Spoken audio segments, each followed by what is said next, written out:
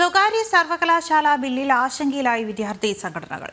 സ്വകാര്യ സർവകലാശാലകൾക്കെതിരെ സമരം നടത്തിയ SFI നിലപാട് മയപ്പെടുത്തി.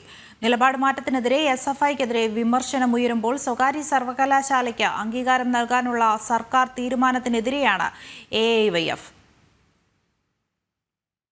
സ്വകാര്യ സർവകലാശാലകൾക്കെതിരെ സമരം നടത്തി പ്രതിഷേധിച്ച വിദ്യാർത്ഥി സംഘടനയാണ് SFI. എന്നാൽ അധികാരം ഇടതു സർക്കാരിലേക്കും ബില്ല് കൊണ്ടുവരുന്നത് പിണറായി സർക്കാരുമായതോടെ SFI സ്വകാര്യ സർവകലാശാല വിഷയത്തിൽ മയപ്പെടുകയാണ്.